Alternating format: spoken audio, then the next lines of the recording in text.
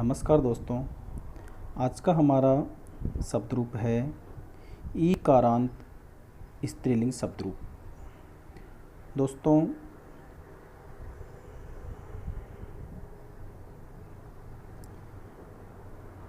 नमस्कार दोस्तों। आज का हमारा शब्द रूप है ईकारांत स्त्रीलिंग शब्द रूप। दोस्तों, ईकारांत जो शब्द रूप होते हैं वो अधिकांशतः स्त्रीलिंग में ही प्रयोग होते हैं। सामान्यतः हम जो स्त्रीलिंग में नाम लेते हैं, पार्वती, गति, इस तरीके के जो भी हम नाम लेते हैं, उन सब के अंत में जो मात्रा होती है अंतिम, वो बड़ी ई की मात्रा होती है। इसीलिए इनको ईकारांत शब्द कहा है। और ईकारांत शब्द बहुतायत में स्त्रीलिंग में ही प्रयोग किए जाते हैं। छोटी ई वाले जो वर्ण पद हैं वो स्त्रीलिंग, पुल्लिंग और नपुंसकलिंग तीनों में प्रयोग किए गए थे, जिनके बारे में हमने पिछले वीडियो में पढ़ा था। आज का हमारा जो शब्द रूप है वो है ईकारांत स्त्रीलिंग शब्द नदी। नदी शब्द अगर आप बच्चों समझ लेते हैं तो आप इसी के आधार पर बहुत से ऐसे शब्द रूप हैं जिनको आप ध्यान में कर सकते हैं। दोस्तों, यहाँ ईकारांत नदी शब्द के रूप सातों विभक्तियों और संबोधन में दिए हैं। आपको पता है संबोधन में प्रथमा ही होती है, इसलिए हम इसको अलग से विभक्ति नहीं मानेंगे। इसके रूप किस तरीके से चलते हैं?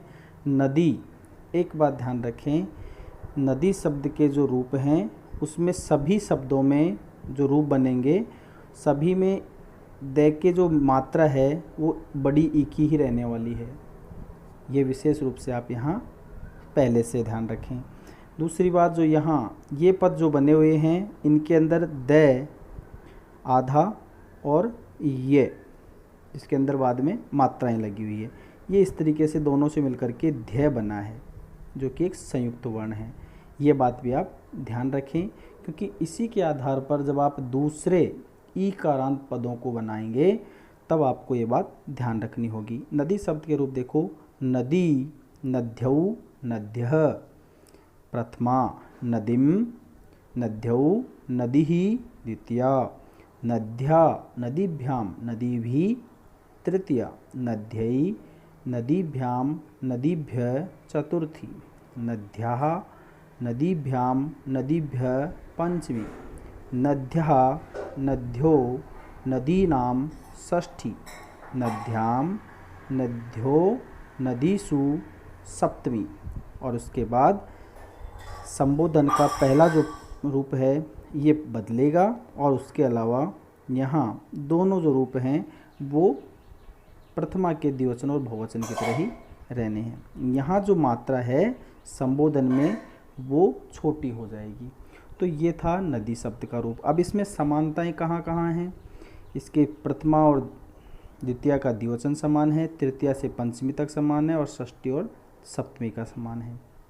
इसी तरीके से इसका चतुर्थी का बहुवचन और पंचमी का बहुवचन समान है। इसी तरीके से पंचमी और षष्ठी का एक वचन समान है। तो ये बातें भी आपको यहाँ ध्यान रखनी चाहिए। अगर दोस्तों आप इस शब्द रूप को अच्छे से समझ लेते हो, अभ्यास कर लेते हो, तो आप इसी के द्वारा और कौन से शब्दों को जान सकते हो। यहाँ आप कुछ शब्दों को देख रहे हैं जिनके अंत में भी बड़ी ई की मात्रा है, जैसे राज्ञी, नारी, पार्वती, नटी, पृथ्वी, देवी, अटवी,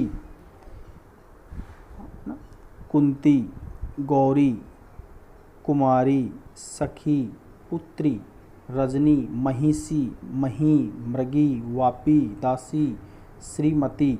ये जो सभी पद हैं इन सभी के अंदर जो मात्रा लगी हुई है वो बड़ी मात्रा लगी हुई है, बड़ी ई की मात्रा लगी हुई है। जैसे हम एक शब्द इसमें से लेते हैं, जैसे नारी शब्द को लेते हैं। नारी शब्द के रूप कैसे चलेंगे? नारी, उधर था नदी, इधर हो जाएगा नारी। उधर था नद्यौ, इधर हो जाएगा नार्यौ। ठीक है। फिर उधर था नदी, नद्यौ, नद्यः, इधर हो जाएगा नार्यः। तो इस तरीके से इसके रूप चलेंगे। कोई सा भी शब्द हम यहाँ से लेते हैं, गौरी ले लो, कुमारी ले लो, सखी ले लो, वापी ले लो, दासी ले लो, तो सभी पदों के रूप नदी शब्द की तरह चलने हैं। तो आप दोस्तों यहाँ अगर एक नदी शब्द को अच्छे से अभ्यास कर लेते हैं तो आप बाकी शब्द भी यहाँ आसानी से बना सकते हैं। सभी शब्द रूपों को याद करने की आपको आवश्यकता नहीं पड़ने वाली। धन्यवाद दोस्तों। ये था ईकारांत नदी शब्द। आगे भी हम इसी प्रकार के और वीडियो आपके सामने लाते रहेंगे। अभ्यास आप करते रहें। धन्यवाद।